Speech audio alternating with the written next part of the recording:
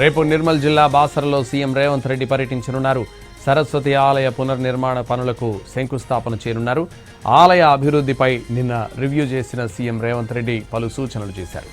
225 కోట్లతో master plan రూపొందించారు అధికారులు. రేపటి సీఎం పర్యటన కోసం అధికారులు ఏర్పాట్లు పూర్తి చేశారు. దక్షిణ భారతదేశంలోని ఏకైక జ్ఞాన సరస్వతి ఆలయం బాసర. అక్షరాభ్యాసాలకు అలవాలమైన క్షేత్రం పునఃనిర్మాణంలో కొత్త శోభను సంతరించుకోబోతోంది. వేదవ్యాస మహర్షితో ప్రతిష్టమైన ముగ్గురు అమ్మల ఆలయం ఆచారాలకు అనుగుణంగా సమున్నతమైన రాజగోపురం, కోనేరు, ఉత్తర ద్వారం అభివృద్ధి, ధ్యాన మందిరాలతో మరింతగా భక్తుల మనస్సులను ఆకట్టుకోనుంది. వేల ఏళ్ల ఘన చరిత్ర కలిగిన బాసర జ్ఞాన సరస్వతి ఆలయ పునర్నిర్మాణాలకు రాష్ట్ర ప్రభుత్వం 225 కోట్లను కేటాయించింది. పనులకు సీఎం రేవంత్ రెడ్డి భూమి పూజ చేయనున్నారు.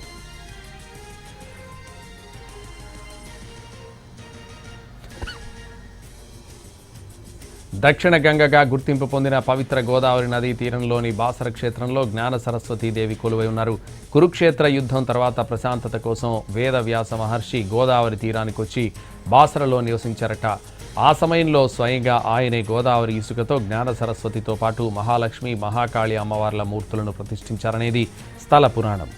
అలా ముగ్గురమ్మలు కొలువైన క్షేత్రంగా బాసర ప్రసిద్ధి చెందింది. జ్ఞాన సరస్వతి కొలువైన క్షేత్రం కావడంతో ప్రతి ఏటా పెద్ద సంఖ్యలో పిల్లలకు ఇక్కడ అక్షరాభ్యాసం చేయిస్తుంటారు.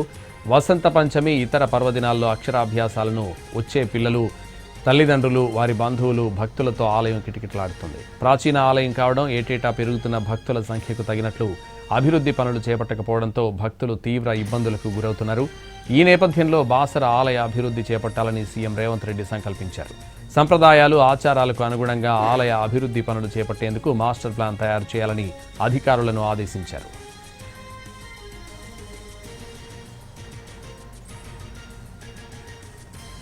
బాసర ఆలయ పునర్నిర్మాణ పనులకు మాస్టర్ ప్లాన్ రూపొందించే ముందు అధికారులు శృంగేరి పీఠాధిపతులతో సంప్రదించారు.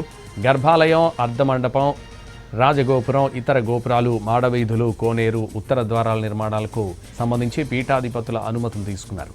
వారి సూచనలకు అనుగుణంగా మాస్టర్ ప్లాన్ రూపొందించారు. భక్తుల సంఖ్య, భవిష్యత్ అవసరాలను దృష్టిలో పెట్టుకుని ప్రస్తుతం 2000 చదరపు అడుగుల్లో ఉన్న గర్భాలయం, అర్ధమండపాన్ని 5000 చదరపు అడుగులకు పెంచుతున్నారు.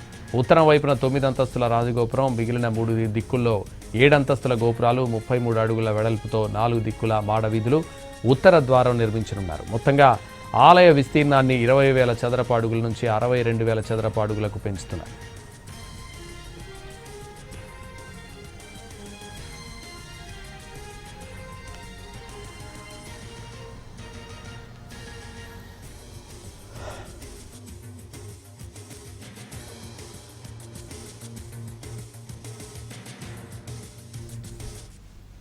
ఆలయంలో ప్రతి నిర్మాణాన్ని శిలలతో చేపట్టనున్నారు. 6,000 మంది భక్తులకు అన్ని వసతులతో 70,000 చదరపు అడుగులతో క్యూ కాంప్లెక్స్లు, 200 మంది ఏకకాలంలో కూర్చొని ధ్యానం చేసుకునేలా ధ్యాన మందిరం, 20,000 చదరపు అడుగుల వైశాల్యంతో వంటశాల, భోజనశాలలు, ప్రసాద పంపిణీ కేంద్రం, ఈశాన్య దిక్కున కోనేరు, తూర్పు దిక్కున ఆధ్యాత్మికత పరివడిల్లేలా అద్భుతమైన తోరణాలు, సమాచార కేంద్రం ఏర్పాటు చేయనున్నారు. గోదావరి నది పుష్కరాలు వచ్చే ఏడాది జూన్లో ప్రారంభం కానున్నాయి. పుష్కరాల సమయంలో లక్షలాది మంది భక్తులు పుణ్యస్నానాలకు బాసర గోదావరి తీరానికి చేరుకుంటారు. వారికి అవసరమైన అన్ని వస్తువులు ప్రస్తుత మాస్టర్ ప్లాన్లో భాగంగా చేపట్టనున్నారు.